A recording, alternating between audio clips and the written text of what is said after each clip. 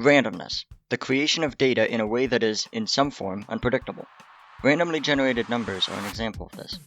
A random number from 1 to 10, from 0 to 100, etc. If you want a 20% chance of something happening, you generate a number between 0 and 100, and check if that number is less than 20. 20% of the time, the new number will be less than 20. Imagine a procedurally generated world, built entirely randomly by a computer. Everything is randomly generated, every inch of the world is completely different and disconnected. Now imagine a world that is methodically designed by an individual, or a team of individuals. The second world sounds more appetizing. Why is that? You may at first say, because there's an actual person behind it, but this is not the reason. The only reason you think an actual person behind it matters is because you associate that with a positive outcome. The positiveness of that outcome is based on other characteristics, though, that crucially are not necessarily associated with having an actual person behind the wheel. But if that was true, then why does this random pool of nonsense feel so much less interesting than the handcrafted world? How can we make random generators better at capturing our perception of meaning? The answer is that this random noise simply isn't random enough. Sounds impossible. If you can imagine the least random thing, a flat grid of black dots, then you can imagine the most random thing, random noise, right? Actually, no. You can get much more random and interesting than that. The reason that this noise isn't actually interesting, and in a sense isn't even perfectly random, is because of the extreme uniformity of it. If you take a subset of the noise from one part of it, and compare it to any other subset anywhere else, these subsets will seem identical because there are no meaningful differences. This shows that, in a way, there is a pattern in the image. With the other handcrafted image, this does not apply. Everything really is unique. Okay, that's cool and all, but how do we fix it? The answer is layered noise and random happenings. What does this mean? Let's start with layered noise.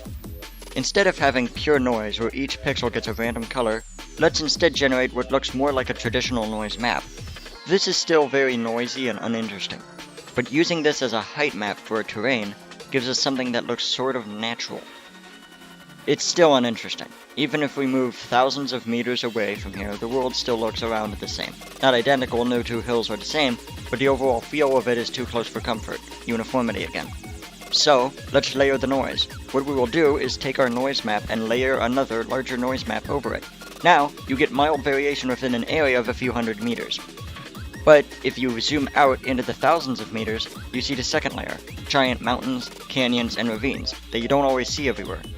Now, if you travel thousands of meters, the world can look vastly different. Of course, if you travel tens of thousands of meters, it may look the same if you're taking large enough subsets. Two large regions of land may look similar, as they will both likely contain mountainous and flat parts. This can be fixed by simply adding more larger layered noise maps and giving them all unique effects. This is where random happenings make everything more complicated. We can add certain things, like randomly generated structures, volcanoes and whatnot, and add certain variations onto them. We can then distribute these structures throughout the world, but make them very rare, so that you have to travel very large distances to find one. This will add more variance and decrease the uniformity of the world. Imagine woodland mansions in Minecraft as an example. If the mansions were less common, and there were more structures as rare as them, it could help a lot with the seeming uniformity of Minecraft worlds. This brings us to another thing. Tailored experiences. Imagine you get unlucky, and you just can't find any diamonds in Minecraft, or whatever game you're playing that involves mining. One interesting idea would be to make it so diamonds spawn more commonly if you haven't found any in a while. That is, if you get unlucky, you won't be unlucky for long. At least most likely. You could do this with other things too, like treasure chests.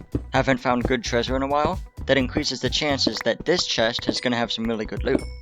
The biggest problem with this idea is it breaks the deterministic nature of world generation seen in most games.